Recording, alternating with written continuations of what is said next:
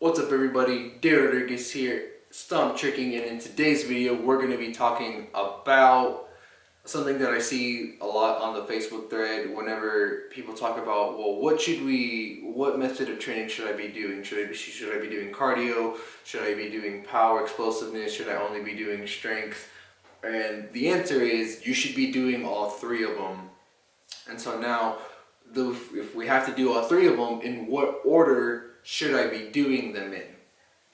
And for how long? And so the answer is we're going to go cardio, strength, and then power.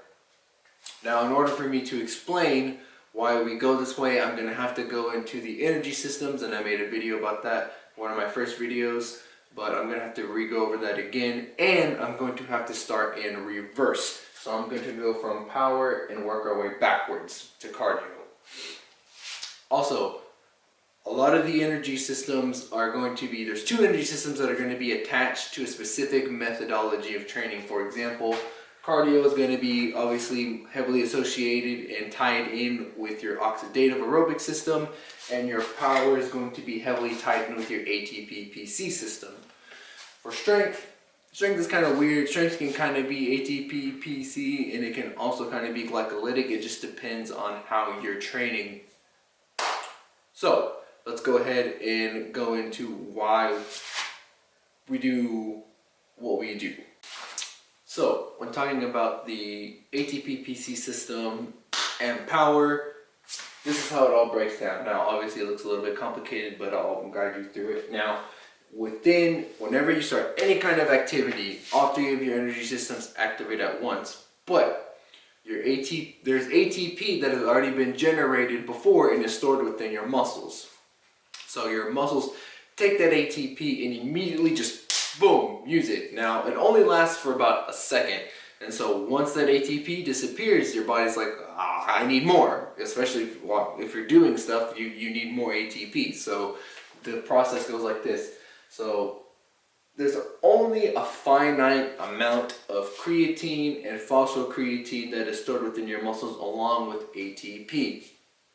So creatine plus phosphate makes a baby, phosphocreatine, right? Phosphocreatine in the ATP-PC system. Now, there's also this floating molecule called ADP, adenosine diphosphate, and then they come together, they make a baby. The phosphocreatine donates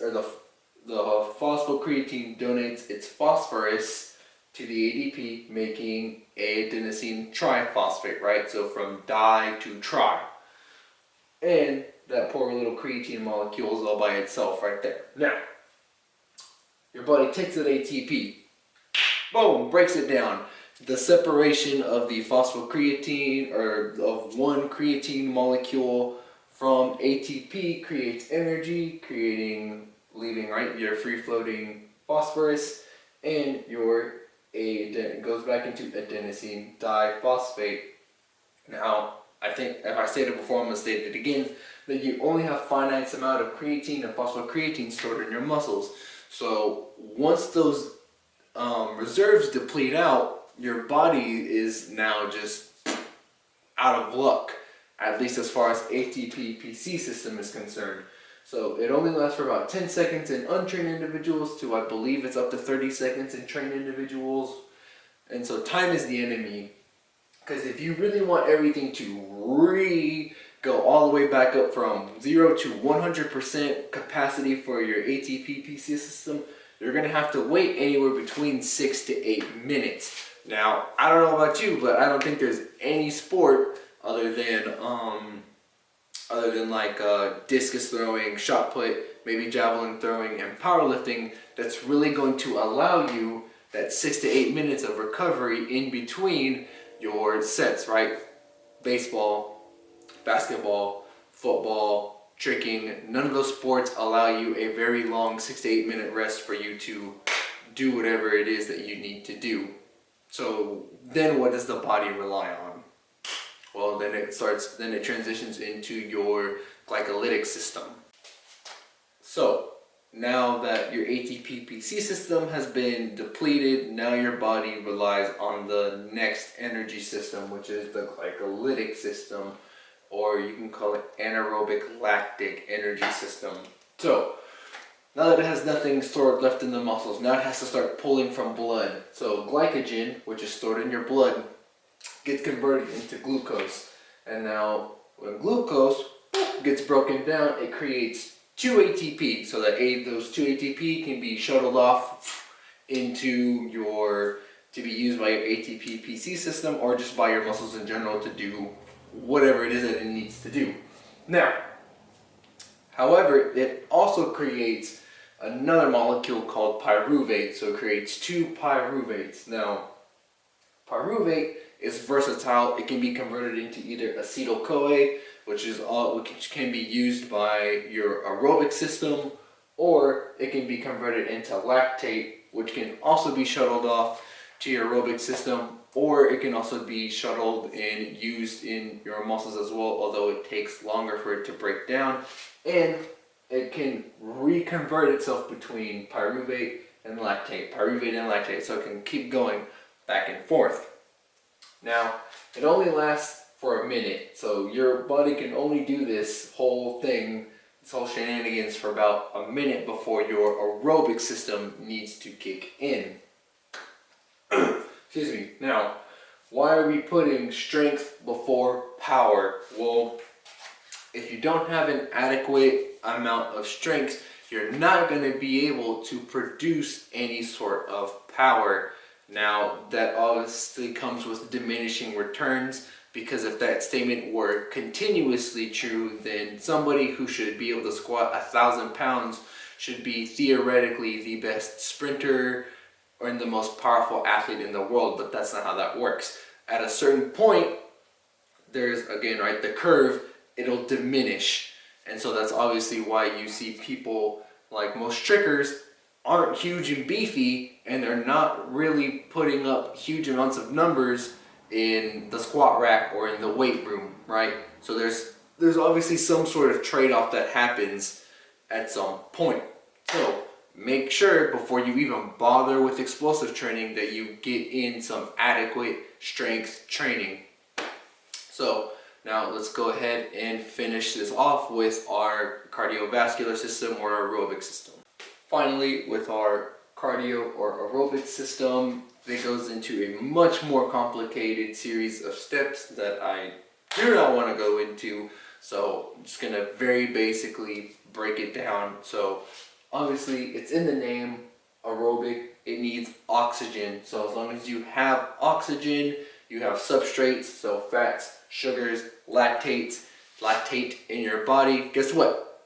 You're going to be producing some ATP. Now the problem is that it doesn't get to produce ATP as quickly as either your ATP PC system or your glycolytic system, so that's the trade-off, right? So even though you can keep going for hours and long amounts of time compared to the previous 2 systems, it comes off with the trade-off that you're not going to be able to like go as fast as you can for an hour. It's not how that works. But the thing is that this is going to be your base, because all the metabolites and all the things that were produced from your ATP PC system and your glycolytic system are being used by your aerobic system to help you to keep going, right? So your ATP PC system uses all the ATP, has no ATP, needs more ATP.